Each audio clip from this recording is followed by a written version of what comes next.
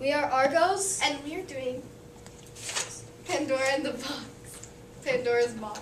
I am Ryan and I play Zeus. I'm Prometheus, I'm Connor, and I'm Thomas and I play Prometheus. I'm Olivia and I play Vice. I'm Athena, and I play Hope and Pandora. The story of Pandora, wife of King Epimetheus, giving in to temptation. She was originally made by Hephaestus, the blacksmith god, to give to Epimetheus by Zeus. However, the brother of Epimetheus, Prometheus, had upset Zeus on 2 occasions. One, when he tricked Zeus into receiving a bag of bones, gristle, and hooves, or other unpalatable beef parts, instead of the prime steak. And 2, when he returned fire to humans when Zeus had taken away from them as punishment. Prometheus himself was punished by being chained to the side of a mountain and subjected to endless torture. A vulture taking his liver every night, and every time this happened, the liver grew back again, ready for the next night.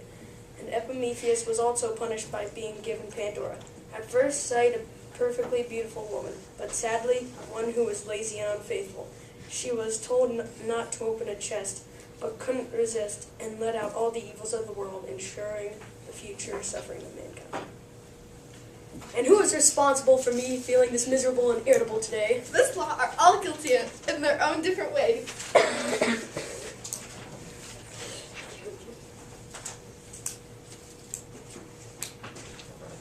Who? Me? I'll say, I knew you were just too good to be true. How ungrateful, typical mortal. I gave him the perfect woman and just to listen to his gratitude. What? Grateful for not only ruining my life, but for everybody else's too? Well, I sure was grateful. If it hadn't been for her disobedient ways, I would still be in that box now. And I wouldn't be feeling so down in the dumps. I knew she was trouble from the moment I set my eyes on her. Easy enough to say with hindsight, you could have believed your luck at the time. Well, it's not every day a man is presented with a life to outshine all others, but even as I marveled in my good fortune, I felt a little uneasy. That figures. That is, after all his brother Prometheus had done to upset Zeus, I think most of us would just felt a little bit worried. Okay, so if I suppose I was the real villain, if I hadn't been for my action, none of this would have happened. You're right there. Did you really think you could trick me, king of gods, and for those human beings you created? I was proved right about them. They certainly got too big for their boots, with your help. A silly error of judgment. Did you have to take it so seriously? What? Giving me a bag full of gristle, bones, and hooves in place of the rich steak I was entitled to? Well, you did have two choices of 2 bags. It was just unlucky of you. You chose the wrong one. And those humans got to keep the good one? How dare you put me in such a position? I should have never had to choose in the first place. But how too cruel to take fire away from humans. How are they supposed to eat their meat? Raw?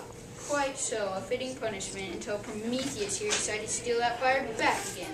He was only looking after his own. Those humans were so cold and hungry without their fire. Sympathy and compassion, huh? What weakness. Not like all those things I stood for. Oh, please, don't. Let's talk about this. All in good time, though I still think my brother was punished enough for his crime without having me and the rest of mankind having to suffer as well. Ugh, these men always think that they carry the weight of the world on their shoulders.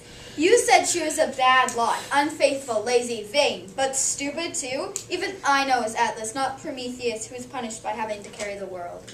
Whereas I to suffer everlasting torture by having my liver eaten every night by a vulture. Surely you could have fought it off. Not when I'm chained to the side of a mountain. But why did you say everlasting torture? Surely once your liver was gone and that was the end of your suffering. It would have been... This is the weird part. It would have been, it had not been for the fact that every night after the vulture left my liver grew back inside me again, providing the vulture with a meal night after night after night. You poor thing. Save your pity. The human race was about to find out the real meaning of the word suffering. Yippee! Here comes my part. But all would have been well if it hadn't been for... Me and my curiosity. Yes, I should have listened when you said not to go near that ebony box. A stupid thing to say. Yes, you couldn't have made it more tempting. What, to expressly forbid you to do something? Exactly. Finding out what was in that box became totally irresistible. And look what happened. I'll never forget the defeating buzz of all those horrible creatures as they sped past my head in seconds of opening that box. It was too late then. Out we poured in our hundreds, causing misery wherever we went. All that anger. Pain. Jealousy. Spite. Every kind of nastiness came pouring out of that box. How could I have known? But luckily, I was there too. That one flicker of light and all that darkness. Hope! Yes, thank goodness for you, dear Hope. Wherever will we be without you? Yes, against all the odds, hope always shines through. Not a total disaster then, and an almost happy ending. Done.